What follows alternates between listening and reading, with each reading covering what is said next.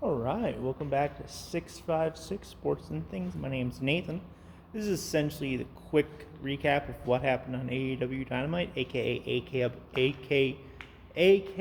I can't talk, AEW Homecoming. Essentially, the first match is the third labor of Jericho between Jericho and, oh my god, Juventud Guerrero, who I haven't seen since What Culture Pro Wrestling World Cup, maybe 5 years ago, in the Mexican bracket.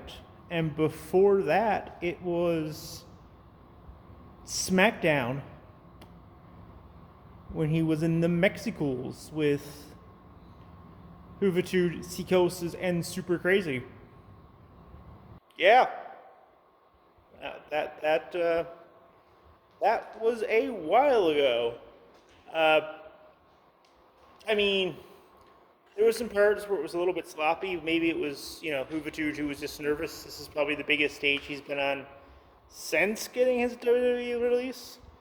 I would assume maybe he's been on Impact in that time, but Impact just doesn't really have the same cachet as AEW. Now or forever, really? I don't think it's ever really had that cachet. Nothing against Impact. I do like Impact. I do watch occasionally. Yeah, this match was never in question. You knew it was going to be Jericho. You 100% knew it was going to be Jericho. There was a little bit of sloppy match. The finish comes down when Jericho hits the Judas effect on Juvi. He goes to pin him, but the referee goes, no, you have to hit a top rope move to win this match. You have to do it. So he climbs to the top rope and hits a super Judas effect. That looked really nice. Hit snugged. Probably the best part of the match. MJF was on commentary wearing a powder blue suit. That's a phenomenally good suit. I gotta say, that was a good suit. And the fourth labor is Jericho versus Wardlow. A bit of a disappointment. We've seen Jericho take on Juventud. We've seen Jericho take on Nick Gage last week in a death match where he got cut open and hit with light tubes and went through a pane of glass.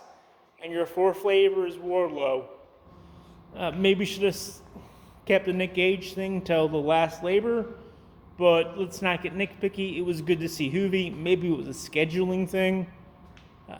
Because who knows? Like, the guys have other schedules. Maybe they send all the people they want for the labors, and then you can't get Juvi this week. You couldn't get him last week because maybe it was a scheduling conflict. Maybe he had a doctor's appointment or something on Wednesday. So maybe they rescheduled that. Not the best, but hey, it happens, it's life. Anyway, the next matchup is Darby Allin, Eddie Kingston, and Jon Moxley against Daniel Garcia and 2.0. It's pretty much a showcase match for Daniel Garcia. It's pretty much a showcase match for Kingston, Moxley, and Darby. There was nothing going wrong with this match. It was essentially a squash, and a decent squash. There's a part where one of the guys, is going to bump into Sting. Those are not even the real Sting. Darby Allin comes out and hits him with a suicide dive, the best suicide dive in wrestling. This match was never in question. Darby, Eddie, and Moxley get the win. There's a really good wholesome shot of Eddie Kingston marking out to getting like, oh my god, you're Sting, you're really Sting, and like being, the awkward star in a picture with him and Moxley getting like their picture taken. You know that scene when you're around someone you just made super famous, like, oh my god. Yeah, that was really fun. There was a bit there with like Hangman, he's talking to Dark Order.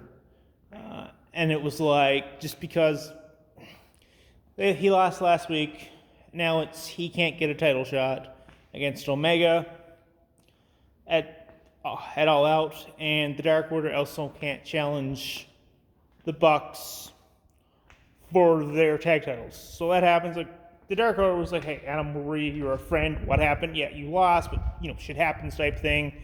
And Adam's just like, guys, I pretty much thank you for everything. You've been really good to me. I just have to do this on my own. Which I understand there are times when you want to be out good with your friends, but there are some things you have to break open. It's like, Adam and half the Dark Order be like, what are you doing? Like, no, you're a friend. We want to help you.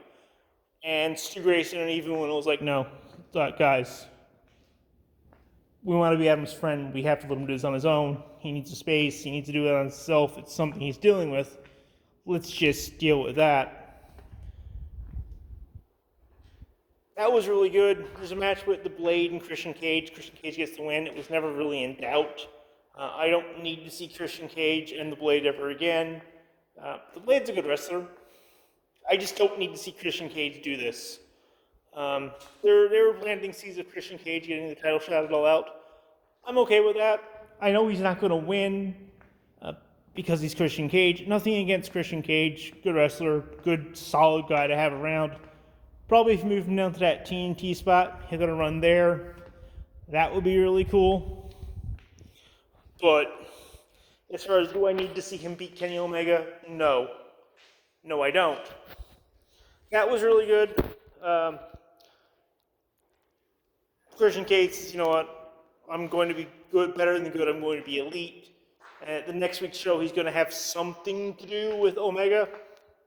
Maybe he gets a shot there. There's a rumor going around that Punk is going to be back at the All Out show. So if CM Punk is doing his first match back in 7 years, that's your main event. You don't really need a big-time title match. You can put Christian Cage there, the pay-per-view, and the show is going to sell because we have CM Punk in his first match back in 7 years. It's going to sell itself. It's in Chicago. There's a spot backstage where they're interviewing the Elite. They're all hamming it up. Doc Gallows and Carl Anderson are there. Carl Anderson's in a Ric Flair robe for some reason. And they're shooting at a basketball net. It's funny, hilarious, a lot to see. Kenny Omega is wearing some pink and blue cut-off jeans. I've seen these jeans. He looked ridiculous, but he's a heel and he's Kenny Omega, so he's allowed to look ridiculous. Not as ridiculous as Luke Gallows, who's wearing a Ric Flair robe, but such is life. And he's also wearing a Cookie Monster shirt. Because, CM Punk, apparently. Next week he's going to be wearing a Charles Montgomery Burns shirt, because why not? Or come out wearing a Blackhawks jersey. That wouldn't be so bad, actually. But essentially what happens in this whole segment is Doc Gallows and Carl Anderson say, yeah, Dark Order, we think you got takes to step up. We're the Impact Tag Team Champions. Why don't you just tag on us next week here on Dynamite? We'll face you. Which is funny, because for people who aren't signed through AEW, who are actually on Impact, who are the champions of Impact, they're showing up everywhere. They're going to be on Dynamite tomorrow night. They're going to be Impact tomorrow night. They are on New Japan Strong this weekend. They did a show there, winning tag team turmoils, essentially winning the number one contendership for the IWG tag titles, which are, I'm not sure who holds them right now. They have those. If they're going to be on Dynamite, they're going to be on Rampage the next night. It's a good time to be the Good Brothers. I'm assuming they're getting a bunch of checks, and I'm sure they're happy. So essentially what happens next is you get a segment with Hangman Adam Page blowing up to going to talk to Schiavone in the ring, and, he's Hangman. And he's like, hey, how you doing, kid? Type thing, and all that fun jazz. And he's like, doing great last week. Yeah, and then the Elite come out, and he's about to apologize to the Young Bucks because the Young Bucks have some issues with them. There's been a whole thing like Heyman wanted to leave the Elite a year and a bit ago, and the Bucks wouldn't let him leave. And then when he and Kenny won the tag titles, he got upset because they were the first team to challenge them for the belts. So that really bothered him, as it should. Because it's been saying, here I've been working my whole career for a championship. Once I get one, you two are supposed to be my friends, and now you're coming to take the title from me. And that would bother him. And then, of course it's an elite. The elite beat him down. And the Dark Order come to try to make the save.